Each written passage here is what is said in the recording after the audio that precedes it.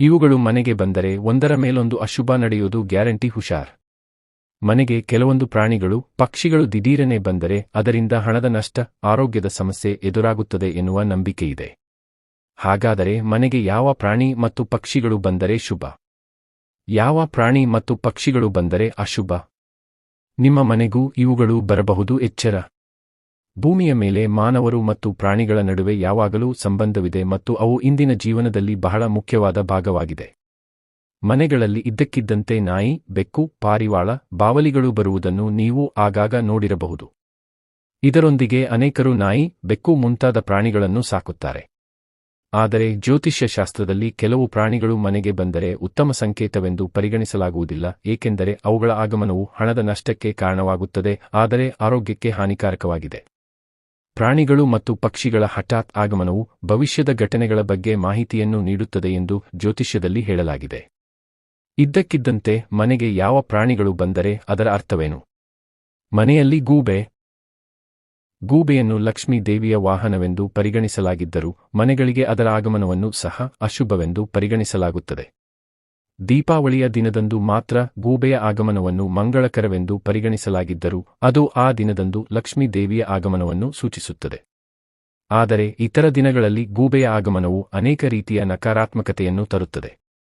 ಈ ಕಾರಣದಿಂದಾಗಿ ಮನೆಗೆ ಗೂಬೆ ಬಂದರೆ ಅದರಿಂದ ಆ ಮನೆಯ ಪ್ರಗತಿ ನಿಲ್ಲುತ್ತದೆ ಮತ್ತು ಮನೆಯಲ್ಲಿ ವಾಸಿಸುವ ಸದಸ್ಯರ ನಡುವೆ ಜಗಳಗಳು ಮತ್ತು ಮನಸ್ತಾಪಗಳು ಪ್ರಾರಂಭವಾಗುತ್ತವೆ.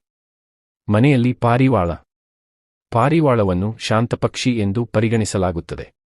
ಆದರೆ ಧಾರ್ಮಿಕ ನಂಬಿಕೆಗಳ ಪ್ರಕಾರ ಮನೆಗೆ ಪಾರಿವಾಳದ ಆಗಮನವು ಅತ್ಯಂತ ಅಶುಭಕರವಾಗಿದೆ.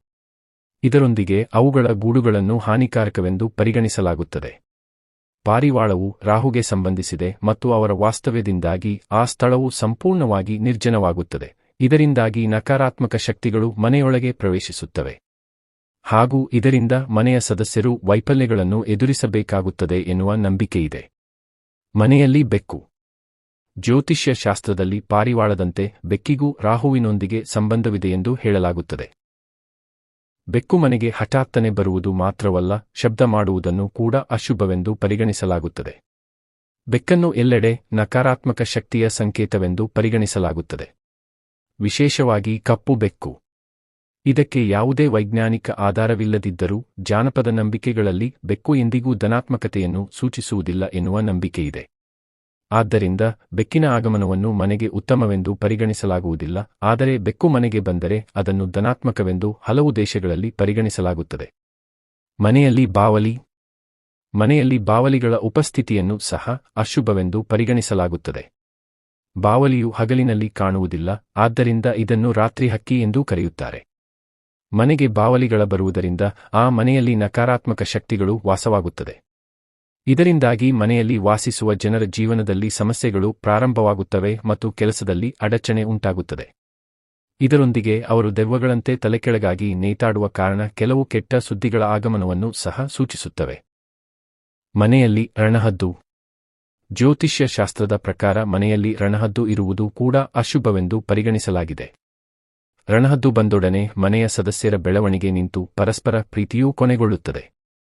ನಂಬಿಕೆಗಳ ಪ್ರಕಾರ ಮನೆಗೆ ರಣಹದ್ದು ಬಂದರೆ ಅದನ್ನು ಓಡಿಸಿ ಶಾಂತಿಯನ್ನು ಪ್ರಾರ್ಥಿಸಬೇಕು. ರಣಹದ್ದು ಸತ್ತ ಜೀವಿಗಳನ್ನು ತಿನ್ನುತ್ತದೆ ಮತ್ತು ಮನೆಯೊಳಗೆ ಅದರ ಪ್ರವೇಶವು ಧನಾತ್ಮಕ ಶಕ್ತಿಯನ್ನು ನಾಶಪಡಿಸುತ್ತದೆ. ಇದು ಸಂಪತ್ತಿನ ನಷ್ಟಕ್ಕೆ ಕಾರಣವಾಗುತ್ತದೆ ಮತ್ತು ಜನರ ಜೀವನದ ಬೆಳವಣಿಗೆಯಲ್ಲಿ ಅಡೆತಡೆಗಳನ್ನು ತರುತ್ತದೆ. ಮನೆಯಲ್ಲಿ ನಾಯಿ. ನಾಯಿ ಮತ್ತು ಮನುಷ್ಯನ ನಡುವಿನ ಸಂಬಂಧ ಯಾವಾಗಲೂ ಅನನ್ಯವಾಗಿದೆ. ಹೆಚ್ಚಿನ ಮನೆಗಳಲ್ಲಿ ನಾಯಿಗಳನ್ನು ಸಾಕಲಾಗುತ್ತದೆ, ಆದರೆ ಜ್ಯೋತಿಷ್ಯದಲ್ಲಿ ರಾಹು, ಕೇತು ಮತ್ತು ಶನಿಯೊಂದಿಗೆ ನಾಯಿಯು ಸಂಬಂಧವನ್ನು ಹೊಂದಿದೆ ಎಂದು ಪರಿಗಣಿಸಲಾಗುತ್ತದೆ. ಹೊರಗಿನ ನಾಯಿಯೊಂದು ಬಂದು ಮನೆಯನ್ನು ಪ್ರವೇಶಿಸಿದರೆ ಅದನ್ನು ಅಶುಭವೆಂದು ಪರಿಗಣಿಸಲಾಗುತ್ತದೆ, ಏಕೆಂದರೆ ಜ್ಯೋತಿಷ್ಯ ಶಾಸ್ತ್ರದ ಪ್ರಕಾರ ಇದು ಮನೆಗೆ ಕೇತುವಿನ ಆಗಮನವಾಗಿದೆ. ಇದು ಮನೆಯ ಸದಸ್ಯರ ಆರೋಗ್ಯ ಮತ್ತು ಆರ್ಥಿಕ ಸ್ಥಿತಿಯ ಮೇಲೆ ಪರಿಣಾಮ ಬೀರುತ್ತದೆ. ಆದರೆ ಮನೆಯಲ್ಲಿ ನಾಯಿಯನ್ನು ಸಾಕುವುದು ಮಂಗಳಕರವೆಂದು ಪರಿಗಣಿಸಲಾಗುತ್ತದೆ, ಏಕೆಂದರೆ ಹಾಗೆ ಮಾಡುವುದರಿಂದ ಕೇತುವಿನ ದೋಷಗಳು ದೂರವಾಗುತ್ತವೆ.